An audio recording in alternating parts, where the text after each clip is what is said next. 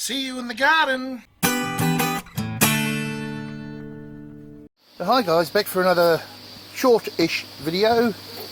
I'm just harvesting the Pontiac potatoes. They're really good size. Pontiac potatoes here, there's only 5 of these buckets, big buckets. This is what I've got so far.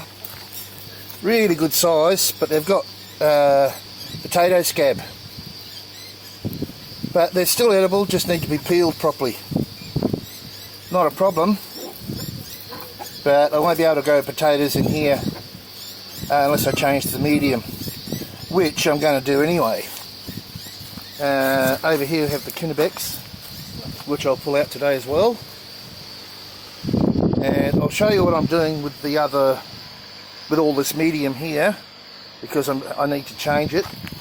I can still grow other crops that aren't susceptible to this potato scab in here, but I'm going to change it over here instead and grow beetroot. So I've made another wicking system here. If you look back at my other videos, I have videos of this pond liner and all the mediums going in here, and I'll plant beetroot in here over the summer, and then it'll be reserved for garlic or onions or both, or you know, because I really want, I haven't tried garlic in a wicking bed. The onions are coming out beautifully every year, but we'll see how we go. So that's what's happening. I'll get to the end of this video, I'll get to the end of the harvest and show you what I got out of them. I hope that the Kennebec doesn't have the same potato scab, or I'm not sure if it's scab or rust or what it is, but we'll see. But very happy with the size. Very happy with the size. Beautiful sizes. Anyway, still all edible, but the skin's not going to be much use to me. Alright, I'll come back later once I've got everything harvested and this filled up and ready for my beetroot seed, which is now germinating. Alright, catch up later. So, I've processed all of the Pontiac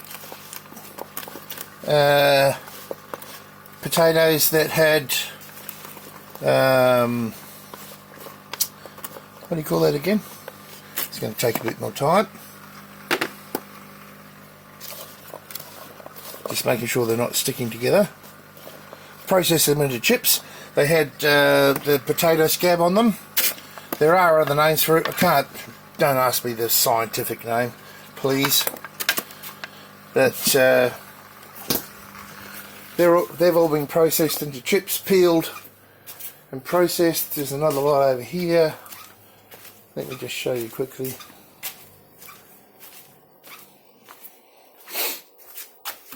And there's no light in this freezer. But, yeah, and these bags. These bags of chips. A couple there already. But I've just got to keep... Oh, I'm sorry you can't see. Where's that light? Nope, this one. Yep, oh, a bit of light. Yeah, so they'll be really good for chips, cooked in the beef tallow suet that we've made previously. So yes, that's how far we've got with the Pontiacs. Now, just harvested all of the Sebago. Now, previously I would keep calling them Kennebecs. Faux pas there. I'll try to remember to put a subtitle there.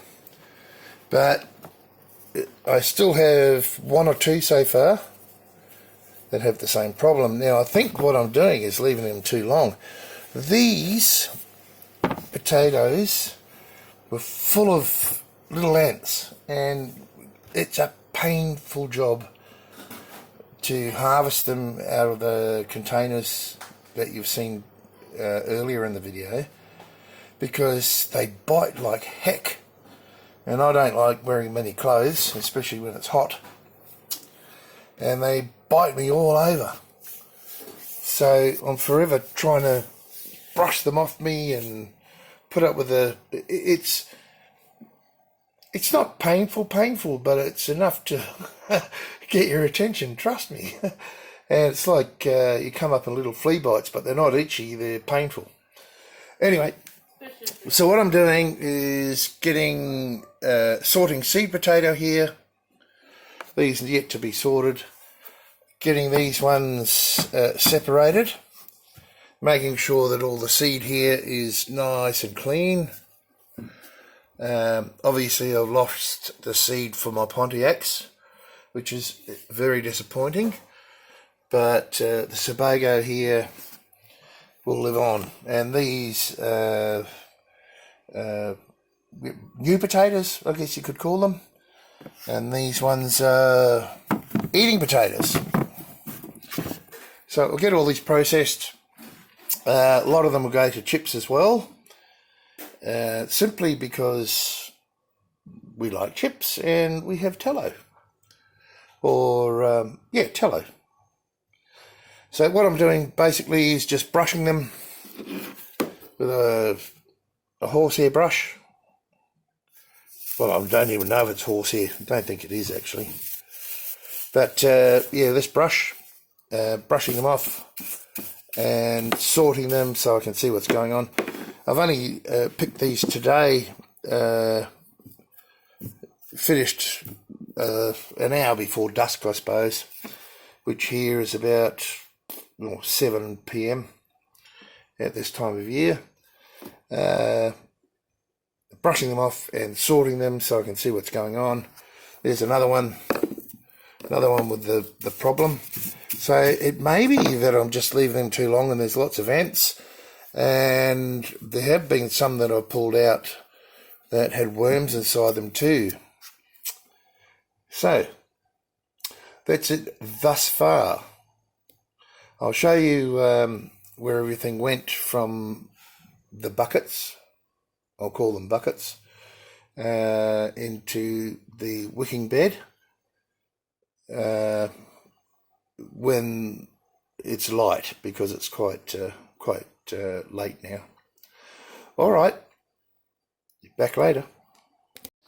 Okay, so I've pulled down all these. They need a revamp, a better idea here. As you can see, they've all dropped, and I made a makeshift, got the channels level with a makeshift idea. Anyway, I have to revamp these two rain gutter grow systems, and that's where all the potatoes came from. Now all the media from those went into this new bed, and it's the perfect volume. Very, very pleased. I have great success with this for my onions. This stupid gimbal. So very pleased with that. This one probably won't be covered unless I have lots of problem with lots of rain. So I've put in I think it's 90mm pipe here, so I can pump it out if it gets too full with water. And that's the lowest spot, but I've got it pretty level. So yeah, that's the end of this video really. So we'll see you in the garden next time. Bye guys.